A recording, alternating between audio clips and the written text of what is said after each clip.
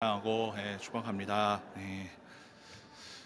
현재까지 알려진 바에 따르면 이 세상에서 가장 비싼 그림이라고 하는 이 레오나르도 다빈치가 그린 이 살바토르 문디라는 그림이 있습니다. 그림을 한 장 제가 보여드릴 텐데요. 이 세상의 구세주라는 뜻의 가진 이 작품은 2017년 뉴욕 경매에서 4억 5천만 달러, 놀라시지 않죠? 하나로 5천억 원 이상이나 되는 그 금액으로 낙찰되어서 미술품 경매 사상 최고가를 기록했습니다.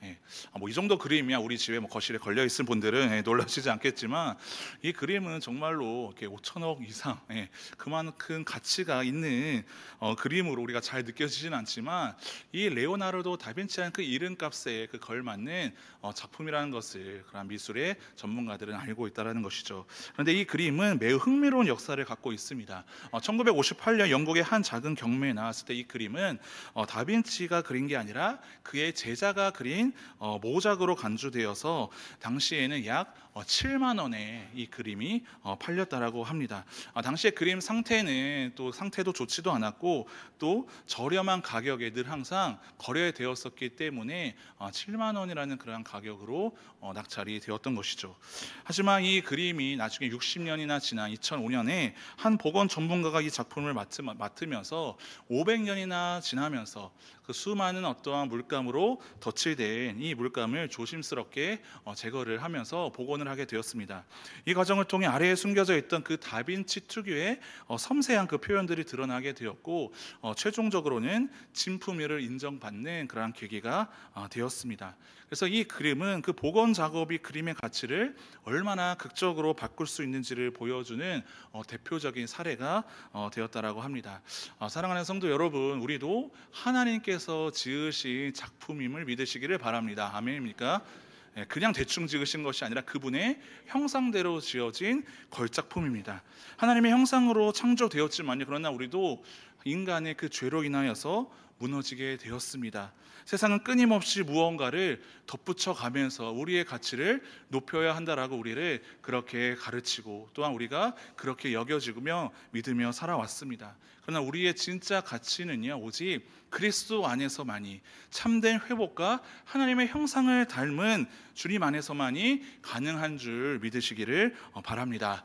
이 500년의 세월 동안 수많은 덧칠로 가려졌던 그 다빈치의 그 붓끝, 그것이 다시 드러났던 것처럼 오늘 본문에서도 예수 그리스도께서는 하나님의 원래 계획과 목적을 선명하게 드러내는 그 기도를 주님 앞에 올려드리고 있습니다.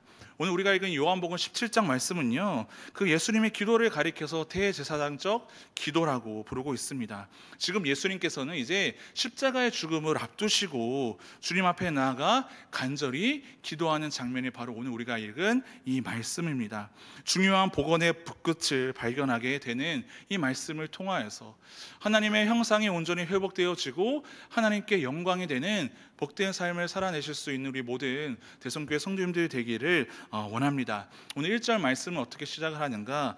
예수님께서 이 말씀을 하시고라고 하면서 기도를 시작하시는데, 이 말씀은 요한복음 13장에서 16장에 이르기까지 예수님께서 이제 십자가의 죽음을 앞두시고 사람들에게 전파하신 마지막 고별 설교를 가리키고 있습니다. 이제 마지막으로 주님께서는 그 말씀을 다 선포하시고 이제 때가 이르렀사오니, 1절 상반절을 보면 아버지여 때가 이르렀다라고 지금 말씀합니다. 여기서 말하는 때는요, 단순한 어떠한 시간적인 순서를 말하는 것이 아니라 성경에 있어서 가장 결정적인 순간을 주님께서는 지금 아버지여 때가 이르렀다라고 지금 고백하고 있습니다. 이 요한복음에서는요, 예수님께서 아직 때가 이르지 아니었다라는 그 표현을 7번이나 쓰시면서 이제 드디어 그 때가 이르렀다라고 주님께서 말씀하십니다. 여러분, 이 요한복음에서 특별히 성경에서 말하는 이 때란 바로 예수 그리스도께서 십자가에서 죽임을 당하시는 그때를 가리킵니다. 그 십자가의 그 죽음 가운데에서도 부활하신 그때, 부활하신 예수 그리스도께서 하늘로 승천하신 그때를 예수님께서는 지금 말씀하고 계신 것이죠. 예수님께서는 이미 이전에 12장 그 말씀을 보면은 예수님의 그 죽음과 그의 영광을 연결시키는 것을 우리가 보게 됩니다. 요한복음 12장 23절에서 24절 말씀인데 우리 함께 한 목소리로 읽도록 하겠습니다. 예수께서 대답하여 이르시되 인자가 영광을 얻을 때가 왔도다. 내가 진실로 진실로 너희에게 이르노니 한 알의 밀이 땅에 떨어져 죽지 아니하면 한 알 그대로 있고 죽으면 많은 열매를 맺느니라. 아멘. 지금 영광을 얻을 때가 왔다라고 합니다. 지금 예수님께서 로마의 압제에서부터 이스라엘을 구원해 주시고 왕으로서 지금 대관식을 앞두고 있는 그 때가 아니라, 지금 예수님께서 가장 영광스러운 그때는 바로 십자가의 그 죽음. 지금 12장 말씀에서는 비유로서 말씀을 하십니다. 한 알의 밀이 땅에 떨어져 죽어야 한다. 예수 그리스도의 그 죽음이 가장 영광스러운 때라는 것을 지금 주님께서는 이미 말씀을 하셨습니다. 그래서 1절 하반절 말씀은 이렇게 말씀이 나옵니다. 아들을 영화롭게 하사 아들로 아버지를 영화롭게 하게 하옵소서. 여기서 말하는 그 영화롭게 하다, 이 영광이라는 그 단어의 뜻은요, 하나님의 존재다움을 말합니다. 하나님의 하나님다움이 나타나는 그 순간이 바로 주님의 영광이 된다는 것이죠. 이 영광이라는 표현은요, 그저 우리가 하나님을 칭송하는 어떤 그 표현이 아니라 가장 하나님다운 행동, 가장 하나님다운 인격이 드러나는 것을 우리는 영광이라고 합니다. 우리가 하나님께 영광을 돌린다는 말은 이 하나님의 존재다움에 우리가 찬사와 그 경탄을 보낸다라는 것이죠. 그저 이 하나님의 영광이라는 표현은요, 우리가 이 세상 가운데 소위 잘 나갈 때, 은혜가 충만해지고 내가 원하는 어떠한 목적을 이루었을 때에 그저 그 감사의 고백으로 대신하는 표현으로 영광을 돌린다라는 그 표현이 아니라는 것입니다. 영광이란 무엇입니까? 바로 하나님의 하나님다움. 이것이 과연 무슨 말일까? 예수님께서는 더 분명히 말씀하십니다. 아들을 영화롭게 하사. 그러면 이것은 무슨 말일까요? 예수님의 또 예수님 다음을 지금 실현해 달라는 것입니다. 하나님이 자신을 이 세상에 보내신 그 목적을 이루어 주시기를 지금 주님께서는 강구하고 계신다라는 것이죠. 즉 자신이 세상의 죄를 지고 가는 어린 양으로서 십자가를 지게 해달라는 그 강구를 지금 하나님 앞에 기도하는 모습이 바로 오늘 우리가 읽은 27장의 말씀입니다. 그렇게 하여 하나님을 향한 그 사랑과 구원받을 그 백성을 향한 사랑을 지금 제가 실천하게 해달라는 그 강구, 무엇입니까? 십자가의 그 죽음을 주님께서 이끌어 달라고 지금 요청하고 계시다는 것이죠. 여러분, 제가 여러분들에게 묻겠습니다. 하나님의 하나님 다음은 도대체 무엇입니까? 성경 66권을 우리가 보면은 하나님의 다양한 속성과 그 성품이 나타납니다. 그러나 그 하나님의 여러분 속성을, 그 성품을 하나님 다음을 우리가 한 단어로 요약한다면 무엇이겠습니까? 무엇이가? 하나님은 무엇이시라? 사랑. 역시 3부가 1부 때는 정답이 안 나왔어요. 그래서 1부들이 뭐 안 계시죠? 2부 때는 정답이 간간히 나왔는데 3부는 사랑이시라. 사랑이 많으신 분 정도로 지금 성경에서는 말하고 있는 것이 아니라 하나님은 곧 사랑이시라는 거예요. 그렇다면요, 예수님의 예수님 다음은 어디서 나타나겠습니까? 사람들 앞에 군림하는 모습이 아니라 예수님의 예수님 다음은 바로 낮아지심. 이미 인간의 몸으로 이 땅에 낮은 자의 모습으로 오셨지만 더 낮아지신 곳이 여러분 어디입니까? 바로 십자가의 죽음입니다. 그 십자가의 죽음이야말로 바로 하나님을 영화롭게 하는 하나님의 아들 예수 그리스도가 예수님다워지는 순간이라는 것이죠. 아들의 십자가의 순종과 그 사랑을 통해 아들이 영화롭게 되시고 그 아들의 영광을 통해 아버지 하나님이 영화롭게 되신다라고 말합니다. 십자가 사랑을 통해 누구의 사랑이 드러나기 때문입니까?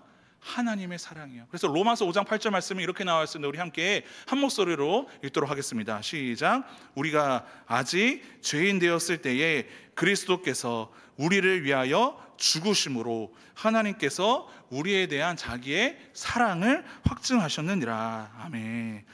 하나님의 그 사랑의 확증은 예수 그리스도의 십자가의 죽으심으로, 이 바로 그 십자가가 바로 하나님이 하나님다워지는 주님의 사랑이 절정에 이르는 예수님의 그 낮아지심, 십자가의 그 순종과 사랑이 분명하게 드러내는 사건이었다라는 것이죠. 그런데 이 영광스러운 때는 그저 단순히 시간이 흘러가면서 세월이 지나면서 자연스럽게 이루어지는 것은 아닙니다. 영생을 주시는 그 권세의 시작이기도 합니다. 결국 예수께서 십자가에 죽으신 그 사건은요, 단순히 개인적인 희생과 그 아픔을 말하지는 않습니다. 그분께서 이 땅에 오신 이유는 무엇입니까?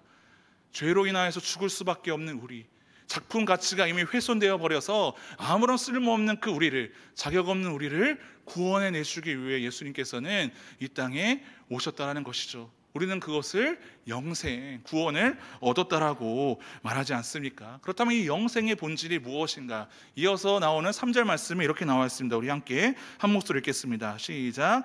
영생은 곧 유일하신 참 하나님과 그가 보내신 자 예수 그리스도를 아는 것이니이다. 아멘. 여기서 무엇을 안다라고 합니다. 안다. 단순한 어떠한 지식이나 어떠한 그 정보를 획득한 것이 아니라 이것은 인격적인 또 관계적인 그 교제를 통하여서 알게 되는 것을 의미합니다. 제가 오늘 그 말씀을 전한 혹시 여러분 아세요? 뭐 지나가는 그냥 목사인데 잘 모르시잖아요. 뭐 청년회를 섬기고 있고 뭐 아는 것은 그렇게 많지 않거든요. 그냥 길을 지나가면 아 대성교회 부목사가 지나가는구나. 그 정도의 알미입니다. 그래서 우리는 서로를 근데 진짜 안다라고 할 수는 없습니다. 같이 함께 밥을 먹으며 뭐 밥을 사달라는 얘기는 아니에요. 그래서 같이 뭐 식사 교제를 하면서 서로 대화를 나누고 어떻게 각자가 살아왔는지 앞으로의 비전은 또 무엇인지 계속해서 서로를 알아가는 그 인격적인 교제와 그 삶을 서로 교제하는 것을 통해 서로 알아가게 되는 것 아니겠습니까? 하나님을 아는 것도 마찬가지예요.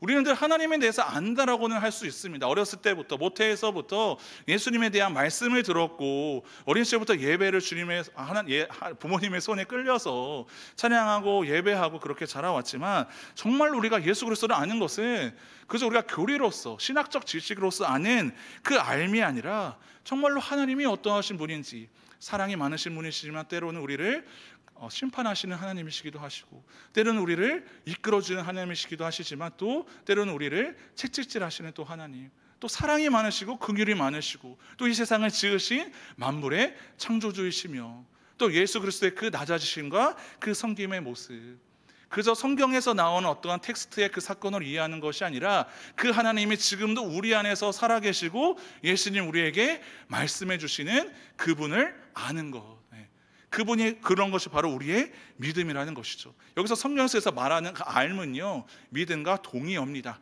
이 믿음이란 또 그 주님과 함께 동행하며 살아가는 것입니다. 그래서 언제나 아는 것과 믿는 것과 그 사는 것이 바로 하나가 되는 것, 그것이 바로 영생이라는 것이죠. 그저 이 영생은 나중에 우리가 죽게 돼서 사후에 가게 되는 어떠한 천국행 티켓을 얻는 그 영생이 아니라 지금 우리 이 자리에서도 내 안에서 살아계시는 하나님의 말씀이 나에게 주시는 말씀으로 들려지고 성령님께서 또 나를 이끌어 주셔서 하나님과 함께 동행하는 그 삶이 믿어지는 것, 그것이 바로 영생이라는 것이죠.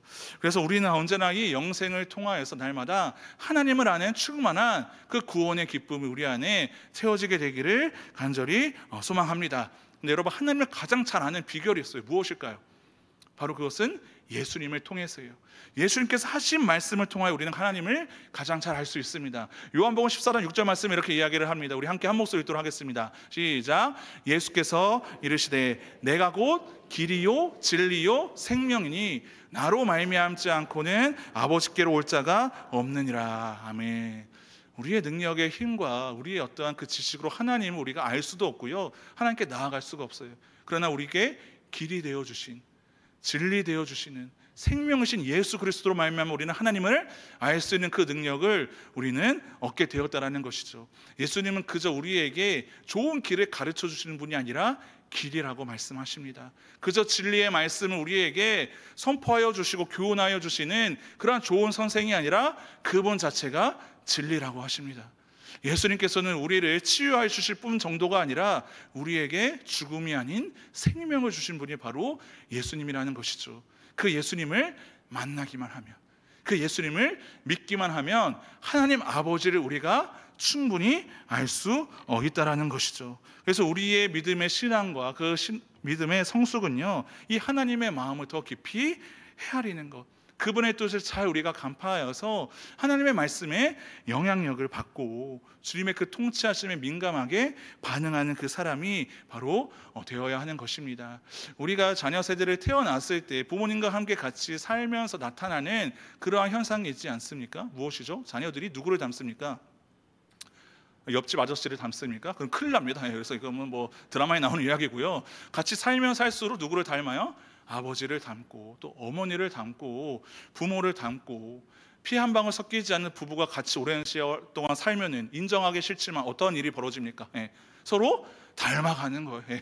나쁜 것이든 좋은 것이든 같이 살면 닮아가는 것처럼 우리가 하나님을 믿는, 하나님을 바라보는 신앙도 마찬가지입니다. 우리의 어떠한 대단한 노력이나 대단한 그 열심이 아니라 우리의 자녀 세대들이 부모님을 닮기에 여러분 노력합니까? 아버지를 물론 존경하는 마음으로 아버지의 길을 따라가겠습니다 하는 그런 자녀들도 있지만 자연스럽게 바라보면서 같이 살면서 닮아가는 것 아니겠습니까? 우리가 하나님과 같이 사는 건 무엇입니까? 하나님의 말씀이 우리 안에 거하고 우리가 주님 안에 거하는 순종의 삶을 통하여서 우리는 우리의 삶을 통해 하나님 되심이 나타나는 것이고 그것이 바로 주님을 영광스럽게 하는 삶이라는 것입니다. 그래서 4절 말씀에 보면요, 제가 성경을 한번 보면서 우리 함께 한 목소리로 이 말씀을 읽었으면 좋겠습니다. 우리 함께 읽겠습니다. 시작.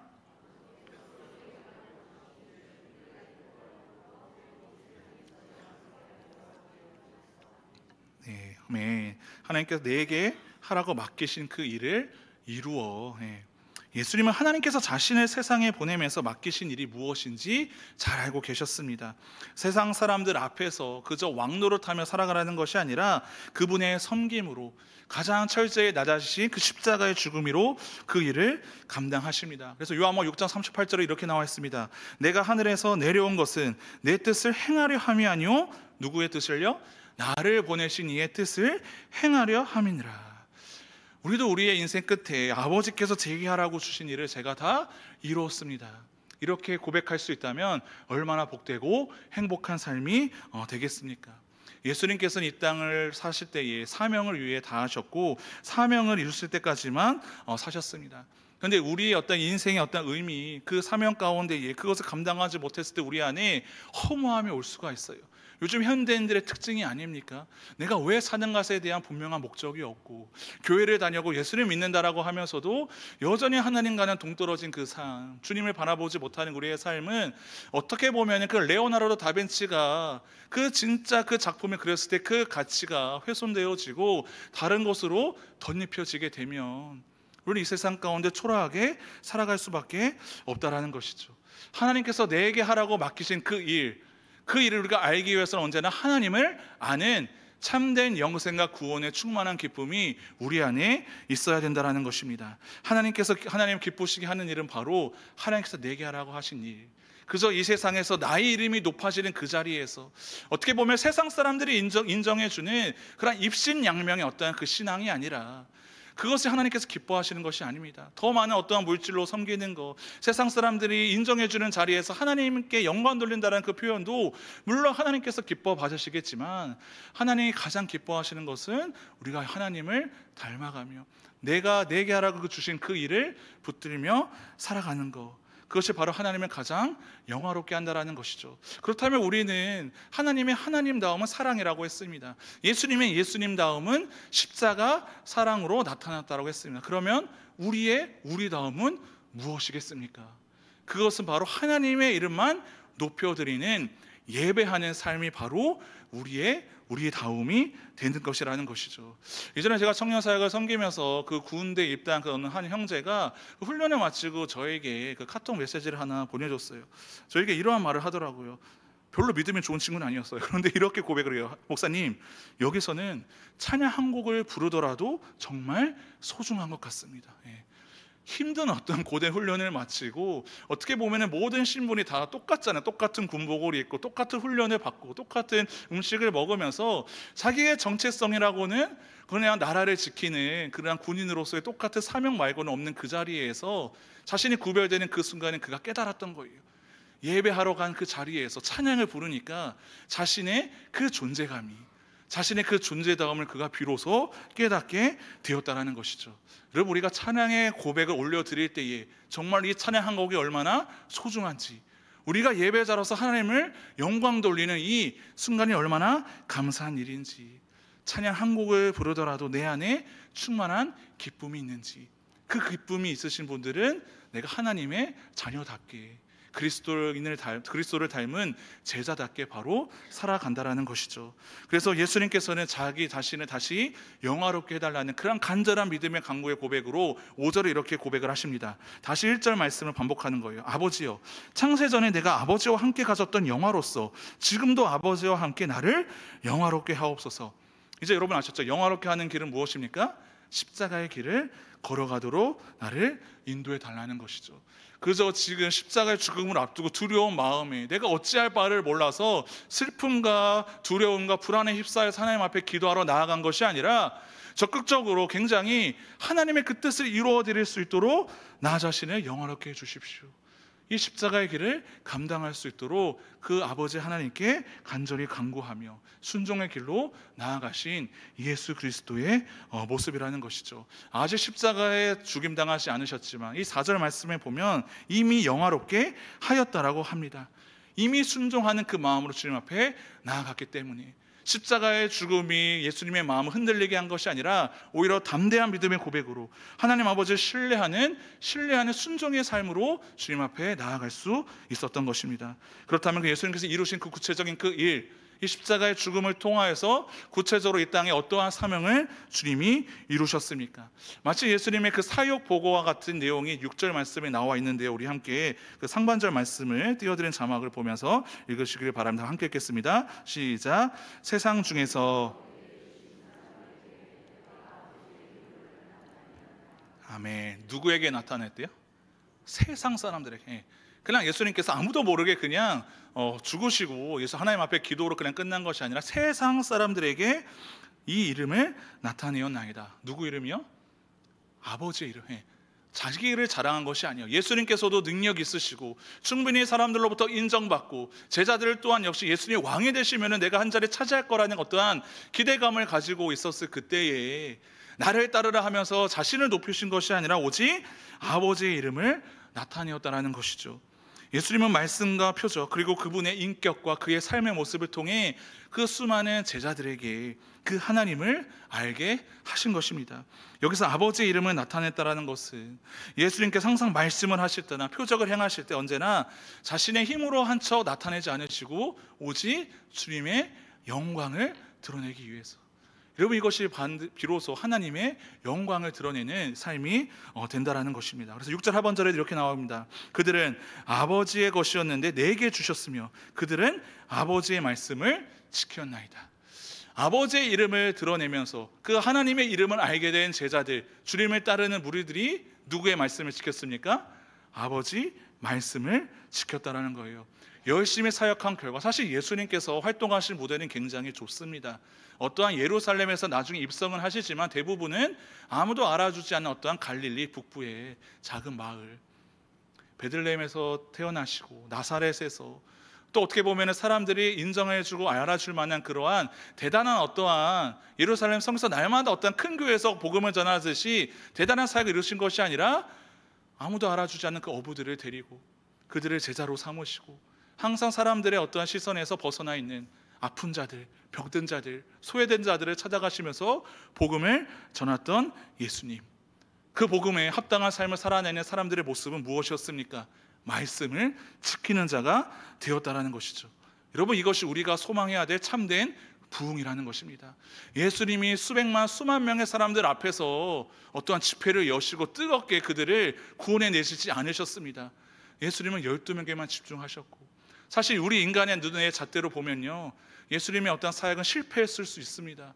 십자가의 죽음을 당하실 때 모두가 다 배반하고 돌아갔지만 그 12명의 제자를 통하여 그들이 사도들이 되어서 교회를 세우고 복음을 전하는 그 일의 첫 시작은 바로 예수님의 십자가의 죽음과 또 부활과 승천하신 그 주님의 사역으로 말미암아 그 부흥이 시작되었다라는 것이죠.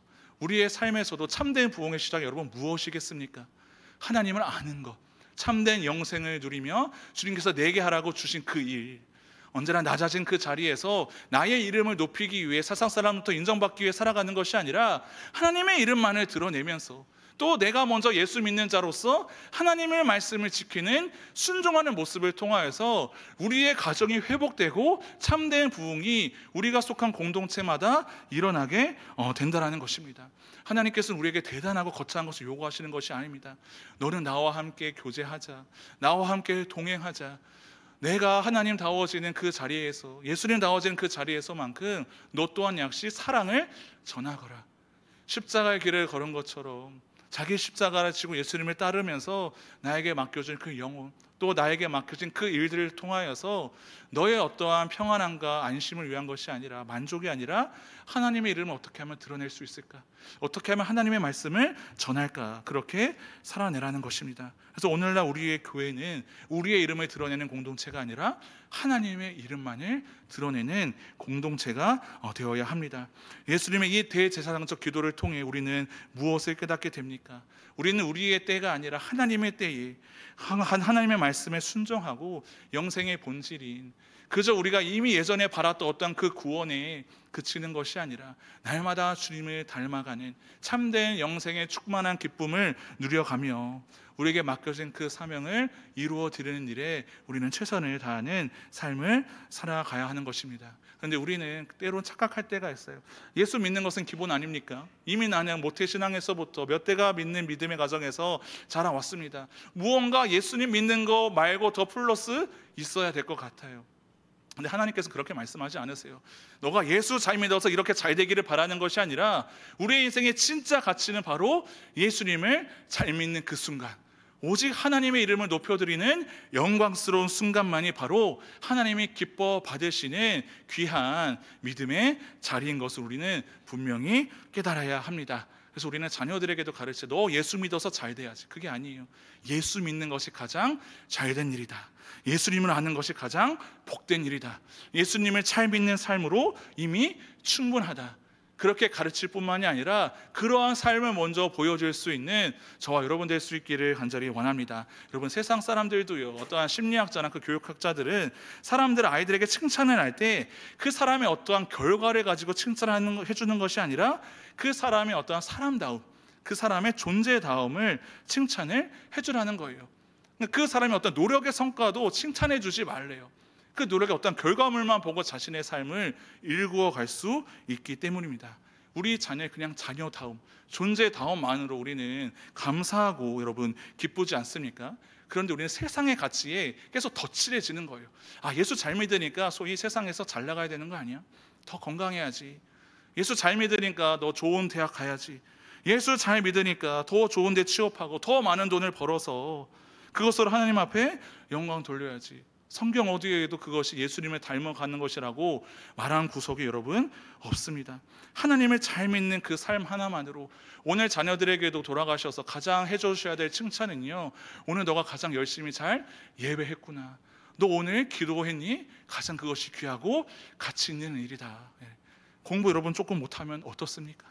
물론 너무 못하면 속상하겠지만 좀 더 잘 나갔으면 좋겠지만 여러분, 덧붙이면 덧붙일수록 어떻게 되는가? 우리는 걸작품이라고 하잖아요. 그냥 은유적 표현이 아닙니다. 여러분, 하나님께서 우리 하나님의 형상으로 지어졌는데 훼손되었어요. 그럼 무엇으로 복원해야 됩니까?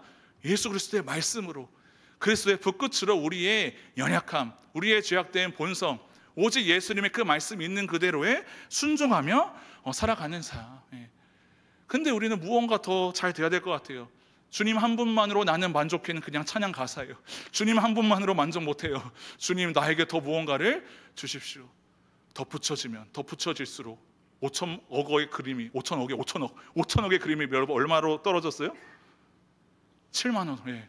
우리 땅값 떨어져도 우리는 마음이 너무나도 속상한데, 주식이 떨어져도 속상한데 5천억 원이 레오나르도 다빈치가 얼마나 침이 튀어네 이렇게 얼마나 그냥 속이 터지는 일이겠습니까? 근데 하나님께서는요, 마찬가지예요. 내가 나를 닮은 나의 형상으로 너희를 지었는데 세상의 다른 가치관, 세상의 다른 물감으로 우리를 덧입히는 거예요.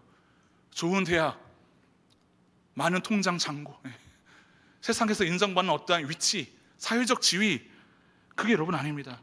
예수님 잘 믿는 거 하나만으로 가장 감사히 여기며 여러분 바꿔 한번 생각해 보십시오. 세상에서 인정할 만한 어떠한 부와 명예와 직업과 직장을 얻어서 살아가는데 예수님을 모른다고 생각해 보십시오. 그런 자녀들이 있으면 이거는 정말로 여러분 속이 참으로 비교할 수 없는 어떠한 아픔이고 굉장히 고통 아닙니까? 그러나 반드시 주님께서는 그 영혼들도 붙들어 가주신다는 것이죠. 어떻게 해요? 우리가 예배자다워질 때, 하나님의 자녀다워질 때, 그리스도의 제자답게 우리가 이 땅을 살아갈 때에 우리가 하나님의 이름을 나타나게 되고 하나님의 말씀을 지키는 자들이 매일매일 세워질 때에 어떠한 대단한 것을 주님이 요청하지 않으십니다. 우리의 여러분 올해 실천 목표 무엇입니까? 매일매일 성령님과 동행하기. 그리고 아까 장로님 기도해 주신 것처럼 그리스도인답게 어떻게 해요? 돈 많이 벌기? 그리스도인답게 성공하기요? 말하고 행동하는 것. 그것부터 우리가 주님을 닮아가야 된다는 것이죠. 몇 주 전에 제가 한 청년과 그 신방을 하면서 그 청년이 그런 이야기를 했습니다. 작년 연초에 우리 교회 등록한 초신자였거든요. 어렸을 때는 교회를 친구 따라 갔다가 아버지한테 혼나서 교회를 못 나갔대요. 그만큼 교회가 실효를 한다라는 그런 부모님 밑에서 자라오다가 이제 한 30살이 되어서야 처음 이제 우리 교회에 나오게 되면서 그 형제가 저한테 이러한 고백을 하더라고요. 목사님, 제가 교회 다니면서 예수님 믿으면서 한 가지 결심한 것이 있어요. 예수님 잘 믿으면 뭐 열심히 헌신하고 섬기는 것도 물론 대단하지만 자기는 가족들한테 전화하는 것에서부터 믿는 자로서 그러한 삶을 실천하겠다라고 고백을 하더라고요. 내가 지금은 비록 잘 나가는 어떤 청년, 어떤 취준생이거든요. 잘 나가는 제 삶은 아니지만 아버지께는 차마 아직은 교회를 다닌다는 이야기를 못했다고 하더라고요. 지방에 계시는데. 그런데 그 어머니와 그 여동생한테는 항상 전화를 자주 한다라는 거예요. 교회 다니면 뭔가 변화되어야 되는 그 모습을 가족들한테 보여주고 싶다라는 것이죠. 여러분, 이것이 어찌 초신자의 고백만 되겠습니까? 제가 그 이야기를 듣고 찔렸어요. 저는 부모님께 전화 안 하거든요. 그래서 인천에 본가가 계시는데 잘 찾아뵙지 못하는 거예요. 목사도 오늘 만나야 될 예수님을 만나면 하나님의 자녀답게 살아가는 인생이라고 한다면 말 한마디부터 친절하게 바뀔 수 있고 사랑하는 가족에서부터 친밀한 교제를 다시 회복할 수 있다는 것입니다. 예수 믿는 자로서 그저 이 강단에 서서 그럴듯하게 설교하는 것이 하나님께 영광이 아니라 정말로 낮은 자의 그 마음으로 나에게 아무런 어떠한 것도 베풀어주지 않은 그 사람에게도 친절하게 베푸는 것, 무언가를 더 보태어서 내가 열심히 헌금을 많이 하는 것도 여러분 너무나도 중요합니다. 그것도 중요하지만 또 지나가는 우리 다음 세대 주일학교 학생들을 보며 또 지난 금요일에 우리가 블레싱 스쿨 서로 안아주기로 했거든요. 용돈을 주시면 더더욱 없이 좋겠지만 주일학교가 더 부흥할 겁니다. 아멘.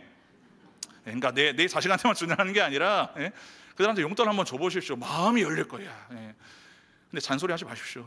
마시고. 근데 돈이 문제가 아니라 그들의 사랑으로 품어주고 청년들도 격려해주고 말 한마디라도 너 정말로 대단하다. 하나님 앞에 찬양 드리는 삶 얼마나 귀합니까? 또 앞에 섬기는 찬양팀, 여기 또 찬양대, 또 방송실로 섬기는 그러한 우리 성도님들, 또 주차 봉사와 또 식당에서 그 작은 말 한마디, 대단한 거 값을 지불하고 여러분 국수 드십니까? 한 10만 원 내고 드시는 분 계세요? 아니시잖아요. 그 사랑을 받으시면 그 사랑을 우리가 흘려보내는 것, 그것이 바로 우리가 하나님의 자녀답게 살아가는 그 인생 아니겠습니까? 그 가족학자 그 전문가들이 말하기를 오늘날 일어나는 대부분의 가족의 문제는 매일 같이 저녁 식사를 하는 것으로 충분히 해결 가능하다는 거예요. 저도 어린 시절만 해도 같이, 저희도 그때 6식구였는데 같이 그냥 저녁이 되면 알아서 그냥 밥상에 차려지면은 공부를 하다가도 또 아니면은 퇴근 시간에 되어도 다 그 시간에 지켜서 같이 한 상에 둘러 앉아서, 비록 화목에 넘치는 가정은 아니었지만 같이 한 상에 둘러서 밥을 먹고 서로의 삶을 알아가게 되고 교제를 하게 되면서 비록 다툼과 갈등이 있어도 회복력이 있었어요. 그런데 오늘날에는요, 너무 바쁜 거예요.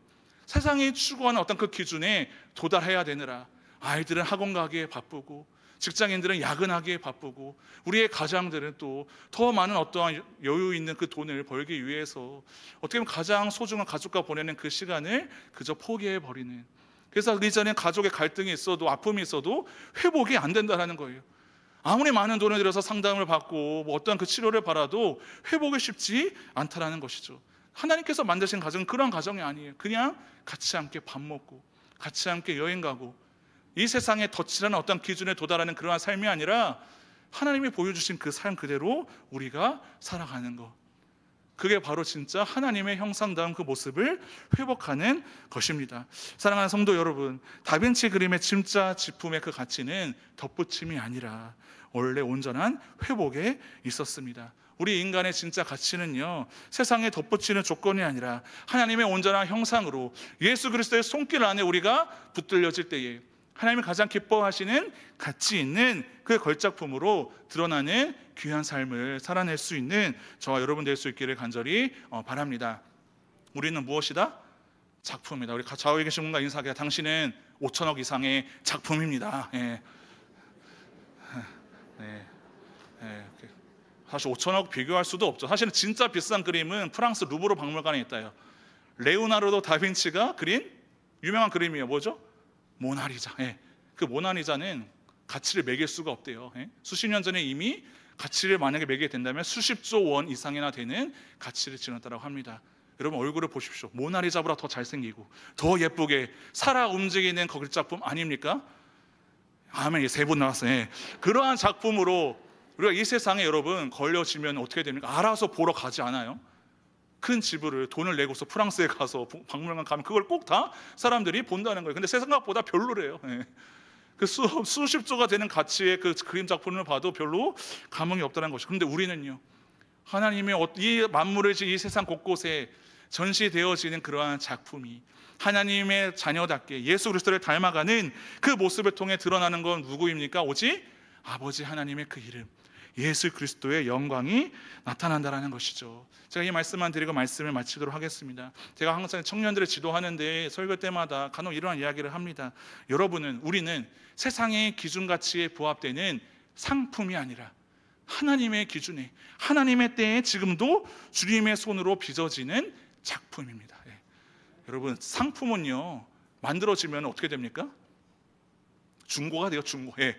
당근에 아무리 잘 팔아봐야 중고예요. 예. 미개고운 제품도 중고 가치로 떨어지게 돼요. 시간이 흐를수록 변하게 되고 유통기한이 생겨서 가치가 떨어져요. 근데 작품은요, 시간이 오래 지나면 지날수록, 예.